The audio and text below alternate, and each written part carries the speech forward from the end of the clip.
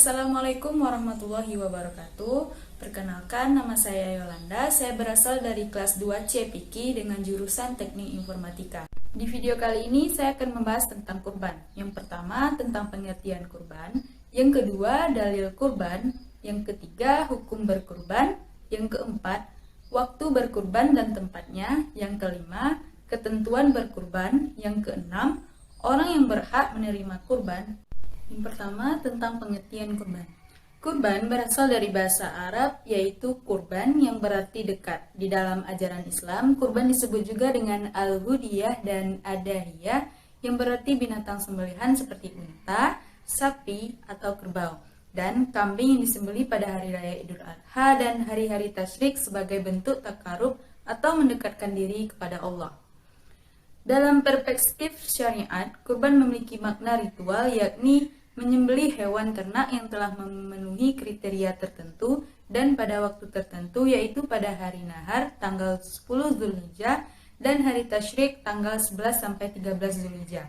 Ibadah kurban harus dengan hewan kurban seperti kambing, sapi, atau unta dan tidak boleh diganti dengan lainnya seperti uang atau beras. Menurut istilah, kurban adalah segala sesuatu yang digunakan untuk mendekatkan diri kepada Allah, baik berupa hewan sembelihan maupun yang lainnya. Sedangkan dalam bahasa Arab, hewan kurban disebut juga dengan istilah uduhiyah atau adahiyah dengan bentuk jamaknya al-adahi. Kata ini diambil dari kata duha, yaitu waktu matahari mulai tegak yang disyariatkan untuk melakukan penyembelihan kurban, yakni kira-kira pukul 7 sampai 10. Yang kedua akan membahas tentang dalil kurban. Salah satu perintah berkurban terdapat dalam Quran surat Al-Kautsar ayat 2 yang berbunyi fasholli lirabbika wanhar, yang artinya maka laksanakanlah sholat karena Tuhanmu dan berkurbanlah sebagai ibadah dan mendekatkan diri kepada Allah. Hukum melaksanakan dan ketentuan kurban dalam Islam. Menyembelih hewan kurban hukumnya adalah sunnah muakkad. Sunnah muakkad berarti ibadah yang dianjurkan dengan penekanan yang kuat atau hampir mendekati wajib. Ketentuan mengenai kurban juga tertulis dalam surah Al-Quran berikut ini. Bismillahirrahmanirrahim. Walikulli ummatin ja'alna mansakan liyazkuru ismallahi ala ma razaqahum min bahimatil an'am. فَإِلَهُكُمْ إِلَهٌ وَاحِدٌ فَلَهُ أَسْلِمُوا وَبَشِّرِ الْمُخْبِتِينَ صَدَقَ اللَّهُ الْعَظِيمُ. Artinya, dan bagi tiap-tiap umat telah kami syariatkan penyembelihan kurban supaya mereka menyebut nama Allah terhadap binatang ternak yang telah direzekikan Allah kepada mereka. Maka Tuhanmu ialah Tuhan yang Maha Esa. Karena itu berserah dirilah kamu kepadanya dan berilah kabar gembira kepada orang-orang yang tunduk patuh kepada Allah. Quran Surat Al-Hajj ayat 34. Selanjutnya kita akan membahas tentang waktu berkurban dan tempat berkurban. Yang pertama, waktu berkurban ada dua, yaitu awal waktu dan di akhir waktu. Untuk awal waktu, yaitu menyembelih hewan kurban setelah sholat id langsung dan tidak menunggu hingga selesai khutbah. Bila di sebuah tempat tidak terdapat pelaksanaan sholat id, maka waktunya diperkirakan dengan ukuran sholat id, dan barang siapa yang menyembelih sebelum waktunya, maka tidak sah dan wajib menggantinya. Yang kedua, yaitu di akhir waktu. Waktu penyembelihan hewan kurban di akhir waktu ini adalah 4 hari. Yang pertama hari Idul Adha dan 3 hari sesudahnya. Waktu penyembelihannya berakhir dengan tenggelamnya matahari di hari keempat, yaitu tanggal 13 Zulhijjah.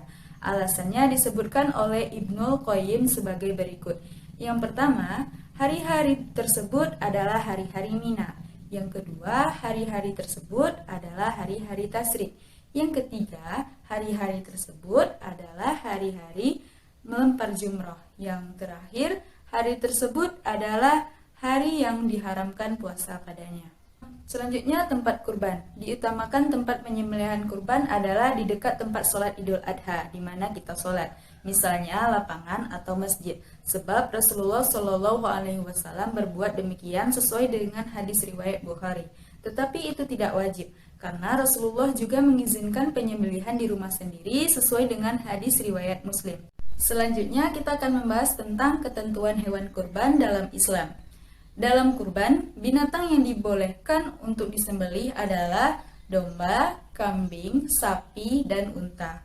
Untuk satu ekor unta dan sapi mencakupi 7 orang, baik dalam satu keluarga atau tidak. Sedangkan kambing hanya mencakupi untuk kurban 1 orang. Hewan seperti burung dan ayam tidak diperbolehkan sebagai binatang kurban, seperti yang dituliskan dalam Quran Surat Al-Hajj ayat 34. Untuk memilih hewan kurban, terdapat beberapa syarat sah hewan yang digunakan sebagai berikut. Yang pertama, domba yang digunakan untuk berkurban harus berumur lebih atau sama dengan usia 1 tahun sempurna dan memasuki tahun yang kedua. Yang kedua, kambing dinyatakan sah apabila sudah berumur 2 tahun sempurna dan memasuki tahun yang ketiga.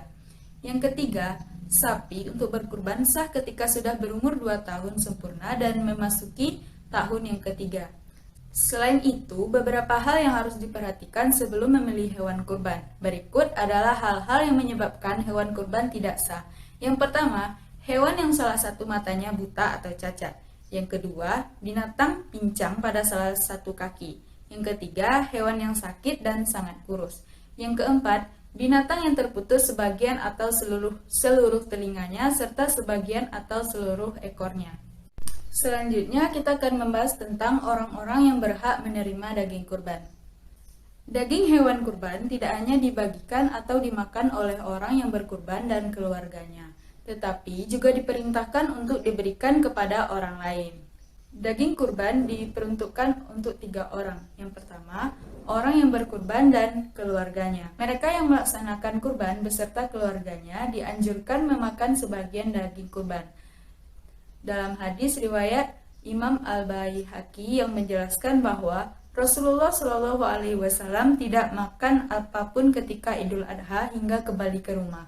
Saat di rumah, beliau memakan hati dari hewan kurbannya. Yang kedua adalah kerabat. Teman dan tetangga sekitar berhak menerima daging hewan kurban. Sebagian daging hewan kurban dibolehkan untuk diberikan kepada mereka meskipun mereka kaya. Yang ketiga yaitu kepada fakir dan miskin. Memberikan daging hewan kurban kepada orang fakir dan miskin adalah wajib. Allah Subhanahu wa Ta'ala memerintahkan umatnya untuk memberikan makanan kepada saudara-saudara kita yang membutuhkannya, termasuk sebagian daging hewan kurban. Terima kasih telah menyaksikan video dari saya. Mohon maaf jika terdapat kesalahan dan kekurangan. Assalamualaikum warahmatullahi wabarakatuh.